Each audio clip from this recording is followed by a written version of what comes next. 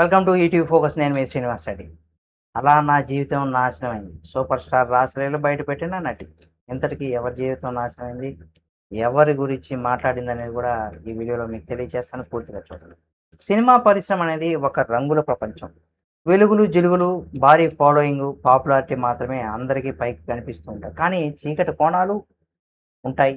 రాజకీయాలు, నెపోటిజం, పగలు ప్రతీకారం ఇలా ఒక సినిమాకు కావాల్సిన ఎలిమెంట్స్ అన్నీ కూడా ఇండస్ట్రీలోనే ఉంటాయి.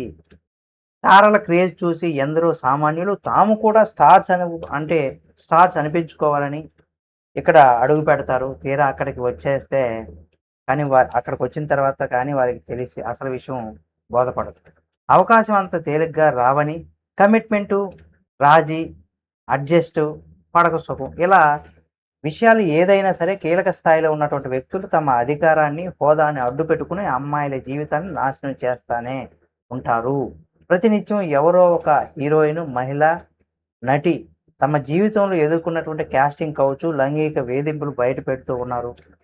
పైకి పెద్ద మనుషుల్లా చలామణి అయ్యేవారు చీకటి కోణాలు వెలుగులోకి తీసుకొస్తూనే ఉన్నారు. ఇక్కడ మీటూ ఉద్యమంతో పాటుగా గత ఏడాది కేరళలో వెలుగు చూసినటువంటి హేమ కమిటీ రిపోర్టు వంటివి సంచలనం సృష్టించాయని కూడా చెప్పుకోవచ్చు. ఇక్కడ పరిశ్రమలో అందరూ చూసి కాటు వేసే మగాళ్ళు ఉన్నారని ఇవన్నీ హెచ్చరిస్తూనే ఉన్నాయి.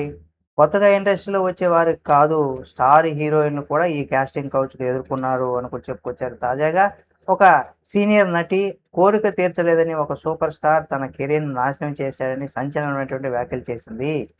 ఇక ఈ వివరాల్లోకి వెళ్తే ఆ నటి ఎవరో కాదు, వైష్ణవి మెక్‌డొనాల్డ్ అలియాస్ వైష్ణవి మెహంత్.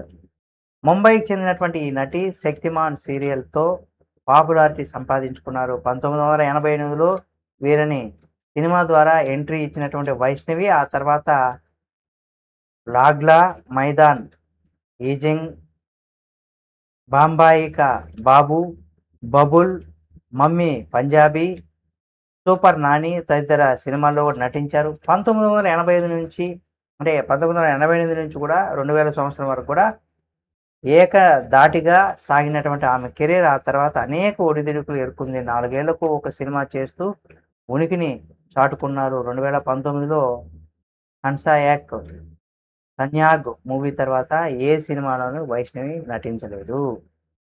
అయితే 1995 నుంచి 2005 వరకు కూడా దూరదర్శన్‌లో టెలికాస్ట్ అయినటువంటి 'శక్తిమాన్' ధారావాహికలో గీతా విన్యాస్ రోల్‌లో ఆమె దేశ ప్రజలను బాగా దగ్గరయ్యారు. ఇప్పటికీ 'శక్తిమాన్' సీరియల్ ద్వారానే వైష్ణవిని జనం గుర్తుపడుతూ ఉంటారు. దాంట్లో ఎటువంటి అతిశయోక్తి కూడా లేదు. వెండి తెరపైన దూరమైన వరుసపెట్టి సీరియల్స్‌లో అలరిస్తున్నారు వైష్ణవి.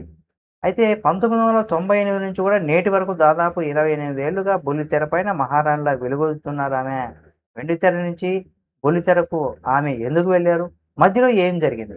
ఈ నిర్ణయాలు తీసుకోవడానికి గల కారణం ఏంటి? అనేది గనుక మనం చూసినట్లయితే ఇండస్ట్రీలో ఇది ఒక చర్చనీయాంశంగా మారిపోయింది. తాజాగా ఒక ఛానల్‌కి ఇచ్చినటువంటి ఇంటర్వ్యూలో వైష్ణవి గారు తన కెరియర్‌లో ఎదురైనటువంటి సమస్యల గురించి కీలకమైనటువంటి వ్యాఖ్యలు చేశారు.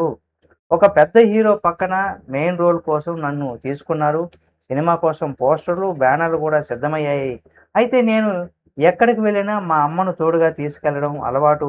అయితే ఆ రోజున మాత్రం సాయంత్రం హోటల్‌లో ఒక మీటింగ్ ఉంది. అందరూ మగవాళ్ళే ఉంటారు. అక్కడికి ఒంటరిగా రమ్మన్నారు. నాకు తేడాగా అనిపించడంతో ముందు ఇక్కడ మందు తాగొచ్చని చెప్పడం వెళ్ళలేదు. దానికి తోడు ఎప్పుడూ అమ్మ నా వెంట ఉండడం కూడా వాళ్ళకు అదోలా ఉండేది. ఈ సినిమా నెక్స్ట్ షెడ్యూల్ స్విట్జర్లాండ్‌లో ప్లాన్ చేశారు. ఇందుకోసం నిర్మాతలు నా కోసం పాస్‌పోర్ట్ సిద్ధం చేసింది. కానీ ఎప్పుడూ వెంట ఉండే మా అమ్మను మాత్రం కావాలని పక్కన పెట్టారు. దీనికి తోడు ఆ సినిమాలో నటిస్తున్న హీరోకు నా మీద కన్నట. ఆయన ప్రపోజల్‌ను తిరస్కరించడం, నా పైన పగబట్టారు. హీరో, నిర్మాత, దర్శకుడు ఒక్కటై నన్ను ప్రాజెక్ట్ నుంచి తప్పించారు అని కూడా వైష్ణవి తెలిపారు. ప్రస్తుతం ఆమె వ్యాఖ్యలు ఏవైతే ఉన్నాయో చిత్ర పరిశ్రమలో ఒక చర్చనీయాంశంగా మారిపోయింది. వైష్ణవిని తప్పించినటువంటి ఆ హీరో ఎవరు?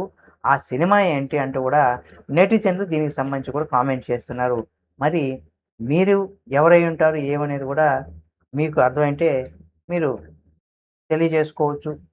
ఇలాంటి మరిన్ని వీడియోలను కూడా ఎప్పటికప్పుడు మీ ముందుకు తీసుకొస్తుంది మన ఈటీవీ ఫోకస్ ఛానల్. కాబట్టి సబ్స్క్రైబ్ చేసుకొని పక్కన ఉన్న బెల్ బటన్ నొక్కడం మాత్రం మర్చిపోకండి.